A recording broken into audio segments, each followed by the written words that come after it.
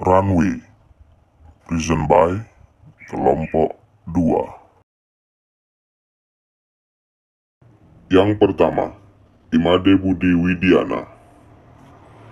Yang kedua, Ikade Dwi Citra Swardana. Yang ketiga, Ikomang Agus Adateja Prabawa Ciranilika. Yang keempat, Ikede Agus Sriwijaya. Dan yang terakhir adalah Imade Dwi Antara Putra. Baiklah teman-teman, di sini sebelum kita lanjut ke pembahasan runway lebih dalam, di sini saya akan menjelaskan sedikit tentang apa itu bandar udara. Pengertian bandar udara. Bandar udara adalah kawasan di daratan dan perairan dengan batas-batas tertentu yang digunakan sebagai tempat pesawat udara mendarat dan lepas landas, naik turun penumpang, bongkar muat barang, dan tempat perpindahan intra dan antar moda transportasi, yang dilengkapi dengan fasilitas keselamatan dan keamanan penerbangan, serta fasilitas pokok dan fasilitas penunjang lainnya. Lalu, fungsi bandar udara.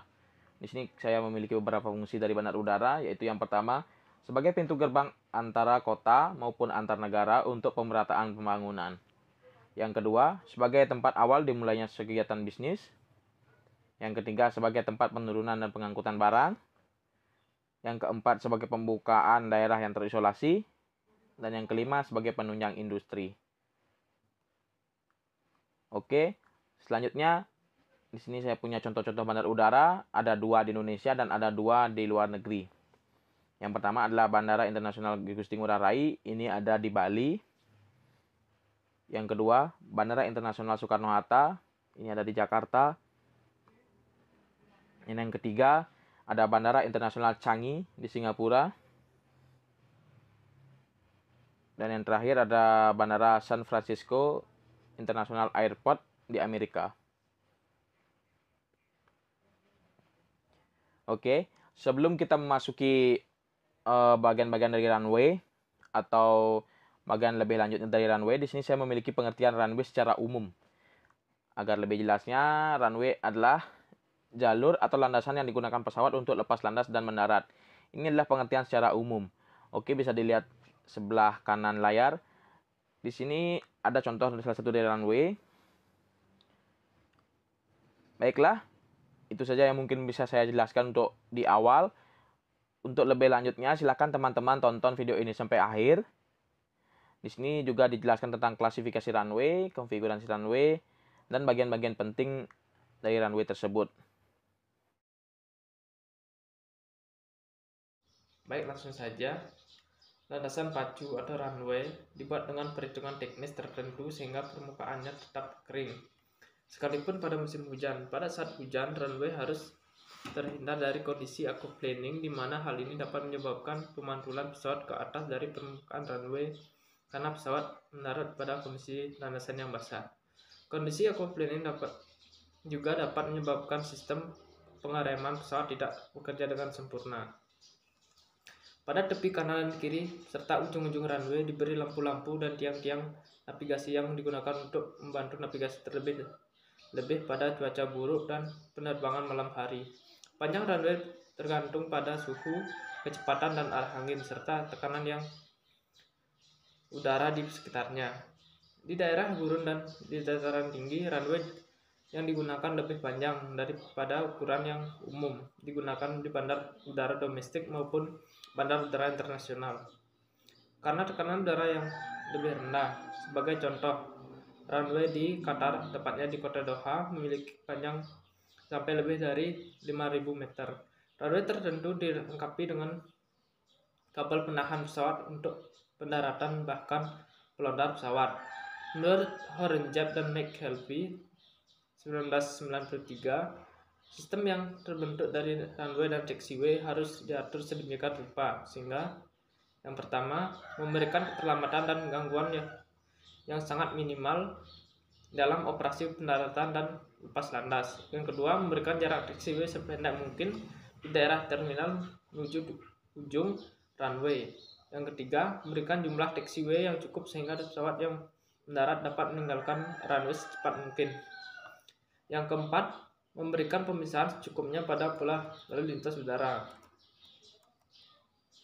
FAA dan ICAO memberi klasifikasi bandar udara berdasarkan panjang runway dan tersedia pada suatu bandar udara jenis pesawat terbang yang beroperasi pada bandar udara tersebut. FAA mengelompokkan aktivitas bandar udara dalam dua kelompok besar, yaitu bandar udara yang melayani angkutan udara atau air carrier dan pesawat terbang untuk umum atau general aviation, sedangkan ICAO mengklasifikasikan bandar udara berdasarkan Aeroplane Reference Field Length atau ARPL dan ukuran pesawat terbang atau jarak sisi luar main gear dan lebar sayap yang beroperasi di bandar udara tersebut. Standar geometrik lainnya seperti lebar perlintasan dan bahu, jarak pandang, kemiringan melintang dan memanjang runway ditentukan berdasarkan klasifikasi bandar udara tersebut. Klasifikasi bandar udara menurut ICAO selanjutnya dibuat berdasarkan kombinasi antara panjang dan lebar runway. Panjang runway dinyatakan dengan kode angka dan lebar runway dinyatakan dengan kode huruf. Kombinasi yang sering dijumpai adalah 1A, 2B, 3C, dan 4D. Berikutlah penjelasan bagian-bagian runway.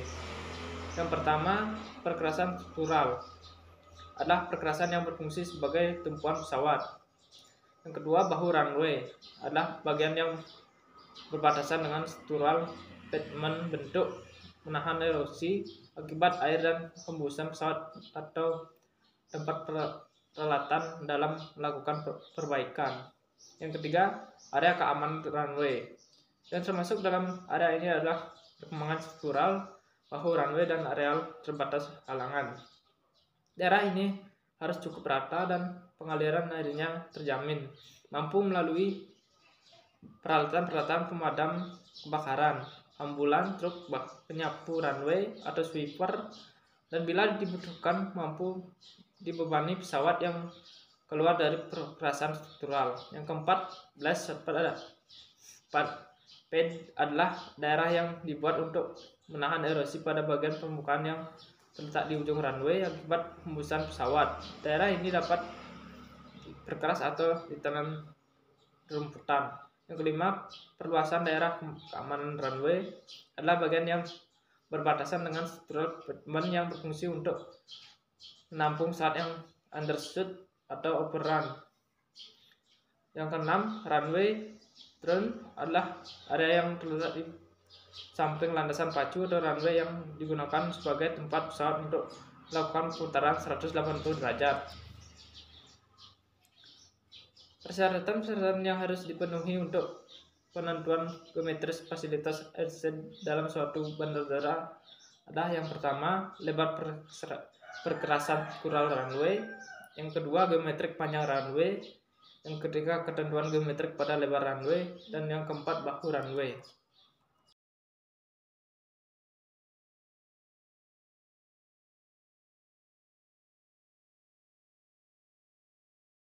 Kapasitas runway. Kapasitas runway bandar udara dapat didefinisikan dalam dua cara, yaitu kapasitas praktis dan kapasitas jenuh. Kapasitas praktis dalam jumlah operasi pesawat selama jangka waktu tertentu yang sesuai dengan tingkat penundaan rata-rata, sedangkan kapasitas jenuh adalah jumlah operasi pesawat maksimum yang dapat dilakukan dalam suatu bandar udara selama jangka waktu tertentu. Ketika adanya permintaan akan pelayanan yang bersinambungan, di mana selalu ada operasi penerbangan yang terjadi, baik itu untuk take off atau landing.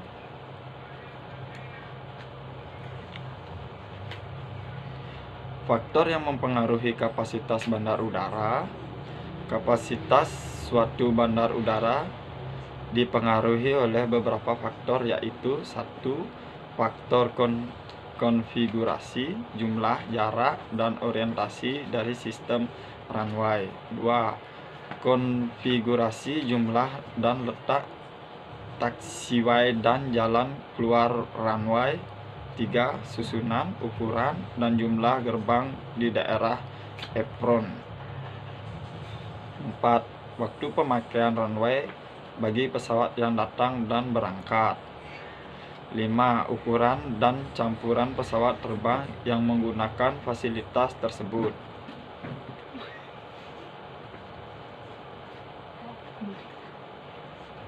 6. Cuaca terutama jarak pandang dan tinggi awan. Karena aturan lalu lintas udara untuk cuaca yang baik berbeda dengan aturan lalu lintas udara untuk cuaca yang buruk. 7. Kondisi angin yang menghalangi penggunaan seluruh runway yang tersedia oleh semua pesawat terbang. 8. Prosedur pengurangan kebisingan yang dapat membatasi jenis dan waktu operasi pada runway yang ada. 9. Strategi yang dipilih para pengendali untuk mengoperasikan sistem runway. 10. Jumlah kedatangan relatif terhadap jumlah keberangkatan. 11. Jumlah dan frekuensi operasi keadaan tak menentu dari pesawat penerbangan umum. 12. Keberadaan dan sifat alat-alat bantu navigasi. 13. Sifat dan keadaan fasilitas-fasilitas pengendali lalu lintas udara. 14. Ketersediaan dan struktur ruang angkasa untuk menetapkan rute-rute kedatangan dan keberangkatan. Faktor yang paling penting yang mempengaruhi kapasitas runway adalah jarak antara pesawat yang melakukan landing dan take off secara berurutan. Jarak ini tergantung pada aturan-aturan lalu lintas udara yang sesuai, yang merupakan fungsi kondisi cuaca dan ukuran pesawat terbang. Kapasitas per jam sistem runway didefinisikan sebagai jumlah operasi pesawat maksimum yang dapat dilakukan pada runway dalam 1 jam. Jumlah operasi pesawat maksimum tergantung pada sejumlah kondisi, yaitu 1. Kondisi tinggi awan dan jarak penglihatan. 2. Konfigurasi sistem runway. 3. Strategi pemakaian runway. 4. Campuran pesawat yang memakai sistem runway. 5. Rasio kedatangan terhadap keberangkatan. 6. Jumlah operasi tak menentu oleh pesawat penerbangan umum. 7. Jumlah dan letak jalan keluar sistem runway. Persentase operasi kedatangan yang terjadi di runway harus diketahui karena aturan pemisahan jarak untuk pesawat yang datang juga harus diketahui karena akan mempengaruhi waktu pemakaian runway.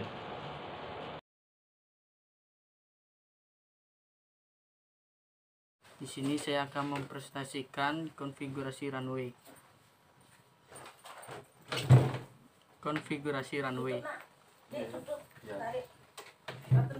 Terdapat beberapa konfigurasi yang sering digunakan dalam perencanaan bandar udara.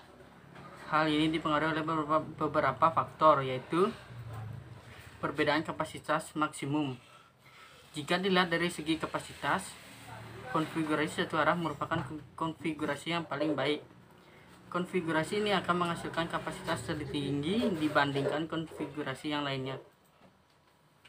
Yang kedua, perbedaan arah dan kecepatan angin. Perbedaan arah dan kecepatan angin pada saat angin bertiup relatif kuat dan lebih dari satu arah, maka hanya salah satu runway dari konfigurasi V terbuka atau berpotongan yang dapat digunakan. Selanjutnya, kompleksitas pengendalian lalu lintas udara. Untuk pengendalian lalu lintas udara, pengaturan pesawat dalam arah tunggal lebih sederhana daripada pengaturan pesawat pada banyak arah. Selanjutnya, kelengkapan alat bantu navigasi. Alat bantu navigasi memiliki fungsi dalam membantu pengendalian lalu lintas udara. Semakin baik alat bantu navigasi, maka semakin baik pula pengendalian terhadap penggunaan konfigurasi runway berbagai arah. Di sini saya akan menjelaskan bentuk dasar runway. Seperti bisa dilihat seperti gambar berikut. Di sini landasan pacu tunggal. Lokasinya berada di Bandar Udara Internasional Ngurah Rai, Bali.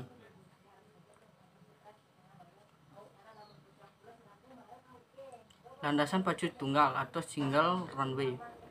Konfigurasi ini merupakan konfigurasi yang paling sederhana. Kapasitas runway jenis ini dalam kondisi visual flight rule atau VFR berkisar di antara 45 sampai 100 operasi per jam. Sedangkan dalam kondisi instrumen flight rule atau IFR, kapasitas berkurang menjadi 40 sampai 50 operasi per jam, tergantung pada komposisi campuran pesawat terbang dan alat-alat bantu navigasi yang tersedia. Satu pergerakan adalah 1 kali take off atau 1 kali landing. Selanjutnya, dengan landasan pacu 2 jalur atau paralel runway. Di sini seperti gambar contoh gambar ini di Bandar Udara Internasional Taoyuan, Taiwan. Landasan pacu 2 jalur atau paralel runway. Kapasitas sistem ini sangat tergantung pada jumlah runway dan jarak di antaranya. Menurut ICAO dalam Annex 14 Aerodromes Volume 1 2014, jarak antar paralel non-instrumen runway dapat dibagi menjadi 3, yaitu berdekatan atau close, menengah atau intermediate, dan jauh atau far. Runway berdekatan close memiliki jarak minimum antara sumbu ke sumbu sejauh 120 meter atau 394 ft. Runway menengah atau intermediate memiliki jarak minimum antara sumbu ke sumbu sejauh 150 meter. Sedangkan runway jauh atau far memiliki jarak minimum antara sumbu ke sumbu sejauh 210 meter. Sedangkan jarak antar paralel instrumen runway dapat dibedakan menjadi 4, yaitu 1035 meter untuk independent parallel approaches dan 915 meter untuk departemen dependent parallel, 760 meter untuk independent parallel departure, dan 760 meter untuk segret parallel operation. Di sini landasan pacu bersilang atau cross runway. Seperti gambar berikut, ini berada di Bandar Udara Apple Omaha, Amerika Serikat.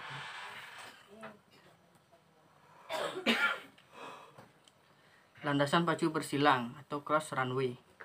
Kapasitas runway yang bersilangan sangat bergantung pada letak persilangannya dan pada cara pengoperasian runway yang disebut strategi lepas landas atau mendarat.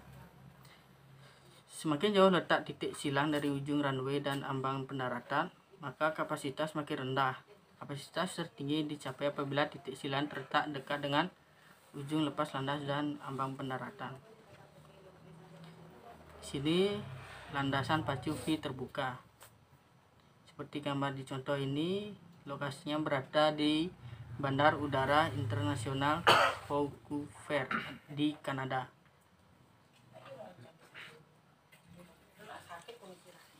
Landasan pacu V terbuka.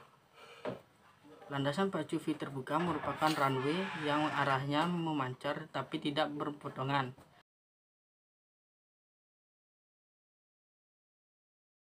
Runway surface adalah permukaan landas pacu yang harus memenuhi standar atau nilai keandalan agar pengoperasian suatu fasilitas teknik bandar udara dapat dipenuhi unsur keselamatan penerbangan. Satu itu Fedman Classification Index atau PCI. Yang kedua itu ada kerataan atau IRI. Yang ketiga, kekesatan permukaan perkerasan atau skid resistance. MU meter. Kekesatan diukur dengan cara mengukur fraksi antara roda dan permukaan perkerasan dan dilakukan pada permukaan perkerasan dalam kondisi basah atau membasahi permukaan terlebih dahulu. Grid tester. Angka kekesatan skid resistance yang direkomendasikan untuk operasional permukaan perkerasan dengan alat grid tester adalah 0,74 sampai 0,3. Lanjut ke runway string. Runway harus sanggup dan tetap melayani lalu lintas di runway yang dikehendaki. Lanjut ke runway strip atau jalur landas pacu. Suatu daerah yang ditentukan termasuk runway dan stopway, jika ada, dipersiapkan untuk mengurangi kerusakan apabila pesawat keluar dari landasan. Yang kedua, untuk melindungi pesawat selama take off atau landing. Stopway atau overrun atau jalur terberhenti. Stopway dipersiapkan untuk dapat menampung pesawat apabila pesawat gagal melaksanakan take off dan tidak dapat berhenti di runway atau keluar dari landasan, sehingga tidak dapat mengakibatkan kerusakan yang berat. Jadi fungsi untuk stopway atau overrun jalur berhenti. Dan lanjut ke holding bay. Holding bay adalah suatu tempat di mana sebuah pesawat dapat menunggu atau memberikan jalan kepada pesawat lain atau dilewati oleh pesawat lain guna terselenggaranya kelancaran lalu lintas di darat. Posisinya terletak pada pertemuan landas pacu dengan taxiway. Itu yang kedua, itu terletak pada pertemuan dua landas pacu di mana salah satu landasannya digunakan sebagai taxiway. Runway and Safety Area atau RESA. RESA adalah suatu daerah simetris yang merupakan perpanjangan dari garis tengah landas pacu dan membatasi bagian ujung runway strip yang merupakan daerah rawan kecelakaan. Daerah ini mutlak harus dikuasai oleh bandara dan harus disiapkan untuk kondisi yang terburuk yang mungkin terjadi. Untuk runway and safety area. Kita lanjut ke clearway. Clearway adalah suatu bidang persegi panjang yang membentang dari ujung landasan pacu dan simetris terhadap perpanjangan garis tengah landasan, bebas dari rintangan, tetap dan berada di bawah pengawasan otorita bandar udara. Yang perlu mendapat perhatian pada clearway adalah 1. Declared distance adalah bentang jarak yang dinyatakan dan tersedia untuk operasi pesawat udara atau take off dan landing. Take off run available atau TORA adalah panjang landas pacu R atau W yang tersedia dan aman untuk percepatan pada waktu pesawat akan lepas landas. Yang kedua, take off distance atau TODA adalah panjang atau jarak take off run ditambah panjang dari clearway dalam kurung bila landasan tersebut memiliki clearway. Yang keempat, ASDA adalah panjang take off dari run ditambah panjang dari stopway. Selanjutnya di sini saya akan menjelaskan tentang runway shoulder, di mana ini juga salah satu bagian terpenting dari runway. Runway shoulder adalah area pembatas pada akhir tepi perkerasan runway yang dipersiapkan menahan erosi dari hembusan jet dan sebagai jalur ground vehicle atau kendaraan darat untuk pemeliharaan dan 13 keadaan darurat serta untuk penyediaan daerah peralihan antara bagian perkerasan dan runway strip. Kita lanjutkan ke turning way. Turning way adalah bagian dari runway yang digunakan untuk pesawat melakukan gerakan memutar.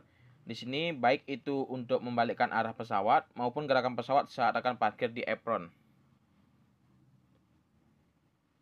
Di sini juga saya memiliki contoh. Nah, di sini bisa kita lihat. Ini adalah posisi-posisi dari bagian-bagian terpenting yang ada di runway. Bisa kita lihat paling bawah. Anggap saja kita paling bawah ini adalah clear way. Yaitu setelah itu ada stop way. Yaitu ada turning area. Di pinggir ini ada runway shoulder. Yaitu dah yang tadi disebut bahu landasan. Setelah itu runway strip, dan yang paling atas itu adalah runway and safety area.